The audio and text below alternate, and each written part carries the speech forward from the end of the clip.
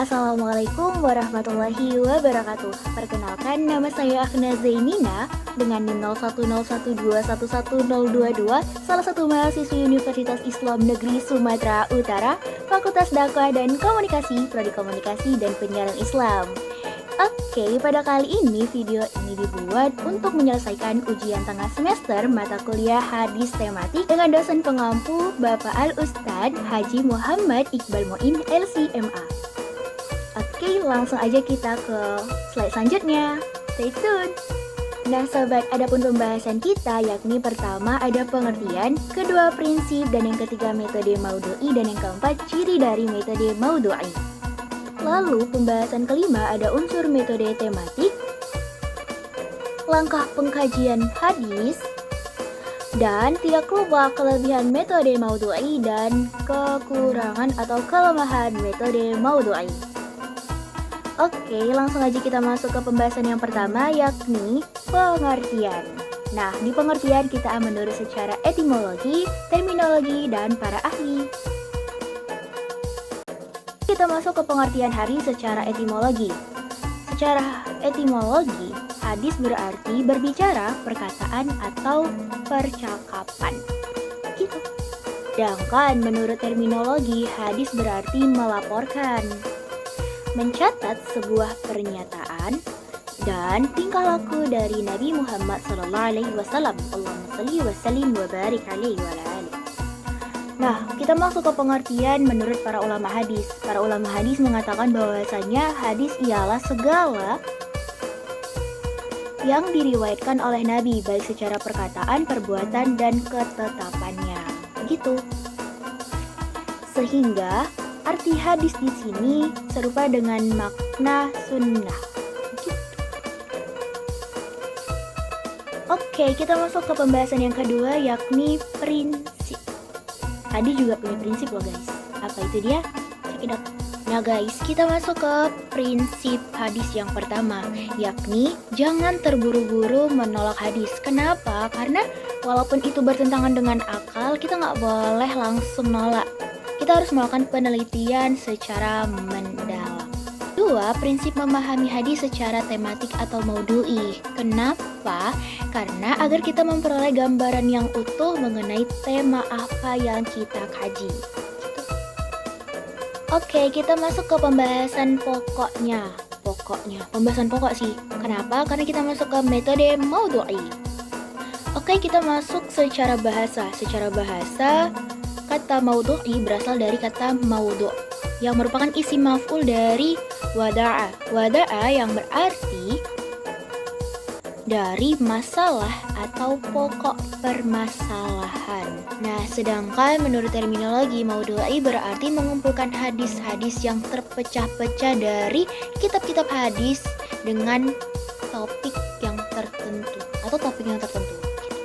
Dan disusun dengan sebab-sebab munculnya atau pemahamannya dengan penjelasan dan pengkajian dengan topik masalah tertentu. Kita masuk ke pembahasan yang keempat, yakni ciri metode maudhu'i. Ding ding ding ding. Nah, seperti prinsip tadi juga dikatakan, maka ciri dari metode maudhu'i yang pertama adalah hadis-hadis yang membicarakan atau membahas satu topik tertentu dengan permasalahan tertentu. Begitu. Dan yang kedua, itu harus memahami masing-masing dari hadis tersebut. Dan yang ketiga, kita harus memahami hadis secara komprehensif dengan menggunakan pendekatan tema. Nah, yang kelima nih guys, itu ada unsur metode maudhu'i.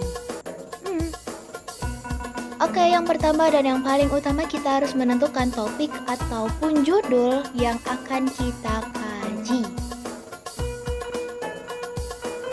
Setelah kita menentukan, maka kita harus mencari hadis-hadis yang sesuai ataupun hadis yang terkait nih dengan topik permasalahan yang kita kaji. Jadi hadis yang satu dengan hadis yang satu ada terkaitannya. Dan yang ketiga, kita harus melakukan pensyarahan dari tema yang kita kaji. Dan yang keempat, kita harus memilih salah satu atau seluruh aksiologis yang terkait dengan tema nih, mau dia dari aspek ontologis dan juga aspek epistemologis. Dan yang paling ditunggu-tunggu yakni pembahasan yang ke-6, langkah pengkajian hadis. Nah, di langkah pengkajian hadis ini ada 11 step yang bisa dilihat di atas.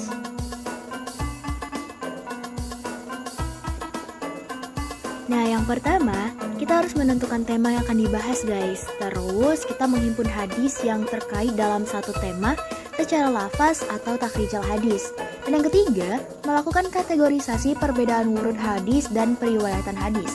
Lalu yang keempat, melakukan iktibar dengan seluruh sanad. Dan yang kelima, melakukan penelitian sanad yang meliputi penelitian kualitas pribadi perawi, kapasitas intelektualnya, dan metode periwayatan yang digunakan. Lalu keenam, melakukan penelitian matan. 7, mempelajari kata yang mengandung arti serupa. Dan kedelapan, membandingkan berbagai syarah hadis. Serta kesembilan, melengkapi pembahasan dengan hadis-hadis atau ayat-ayat pendukung. Dan yang ke-10, menyusun hasil penelitian. Dan yang terakhir, menarik kesimpulan dengan argumentasi ilmiah. Nah, dari pembahasan kita yang lumayan panjang lah, kita harus mengetahui apa sih kelebihan dan kekurangan dari metode Maudhu'i. Check it out. Yang ke-7, kelebihan metode Maudhu'i.